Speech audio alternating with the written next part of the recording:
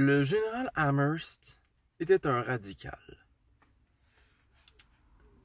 En 1763, le général Amherst, douillettement installé dans son bureau de grand général des armées britanniques en Amérique, bureau situé à New York, où il ne risquait pas de se faire mal, de se blesser ou de froisser son uniforme, écrivait une lettre au colonel Bouquet, qui, lui, se trouvait sur le front des vraies hostilités dans les forêts du Grand Ohio.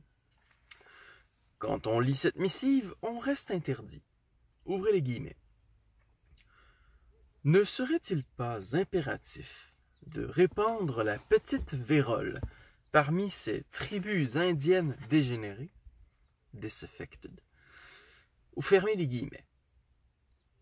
La même année, notre beau général écrivait une seconde lettre au colonel Bouquet, comme si la première n'était pas assez claire. Ouvrez les guillemets. Vous feriez bien d'essayer d'inoculer la petite vérole parmi les Indiens par le moyen de dons de couverture ou par toute autre méthode visant l'extermination de cette race méprisable. Fermez les guillemets. Convenons que ces écrits sont des pièces incriminantes, des preuves comme les historiens les aiment. L'idée d'exterminer l'ennemi en ayant recours aux armes biologiques était somme toute nouvelle dans l'art de la guerre en 1769. Et dans la communauté des psychopathes, Jeffrey Amherst était un véritable visionnaire. Il ne doutait pas de son fait, nageant dans la certitude caricaturale de sa supériorité britannique. Proposer de se servir de la guerre pour exterminer des peuples, cela était une vieille tactique. Mais proposer en sus de les empoisonner en cachette, cela s'appelle une pensée radicale, traversée des pires méchancetés. Je ne suis pas certain qu'une conversation à propos des Indiens d'Amérique eût été agréable avec le général anglais. Il avait à ce sujet le cerveau enrayé et le cœur sec. On dit des psychopathes qu'ils sont incapables de ressentir les souffrances qu'ils infligent. La race méprisable dont Amherst souhaitait l'extermination, c'étaient toutes les nations réunies par Pontiac à l'ouest des Appalaches pour continuer la lutte contre les Britanniques après la capitulation de Montréal. Au nom des Premières Nations et au nom de la France, Pontiac était un Ottawa. Il était le cauchemar d'Amherst. 8 ans plus tôt, en 1755, donc au début de la guerre des 7 ans, il avait infligé une des pires défaites à l'armée britannique en Amérique, humiliant la troupe du général Braddock le long de la rivière Monongahela, près de ce qui est aujourd'hui Pittsburgh.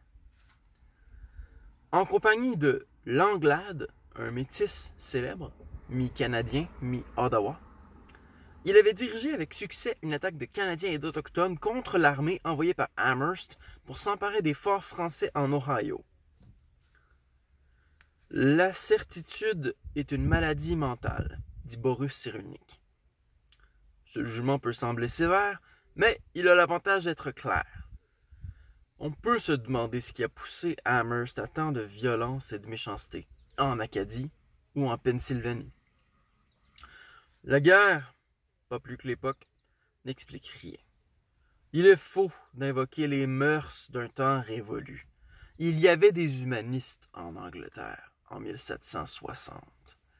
Ou peut-être un militaire compatissant, cela a toujours existé, des généraux magnanimes. Mais pour tuer des femmes et des enfants, des vieillards innocents, pour chercher à exterminer des sociétés entières, il faut une certitude en plus. Il faut être un radical. La pensée radicale, qui sait être créative et révolutionnaire, peut prêter flanc à de nombreuses dérives et devenir terriblement destructrice. Le fanatisme n'est pas la moindre de ses conséquences. Celui ou celle qui est certain de son fait, ne doute de rien. Dans le cas qui nous occupe, il y a de la vengeance. La vengeance d'un général anglais qui veut régler ses comptes avec ces sauvages qui l'ont humilié à la Monongahela. Alors, trêve de réflexion, trêve de compassion, tuons tout le monde, tuons la race méprisable. Ne pas douter, refuser de nuancer, cela repose l'esprit, cela met le cœur en vacances, et cela conduit aux pires tragédies. Car, à défaut de nuances, le radical n'épargne rien ni personne quand il s'agit de passer de la parole aux actes. Le doute et le rire sont le propre de l'humain. Je doute qu'Amherst ait jamais douté une seconde de sa certitude. Je crois aussi qu'il n'entendait pas à rire.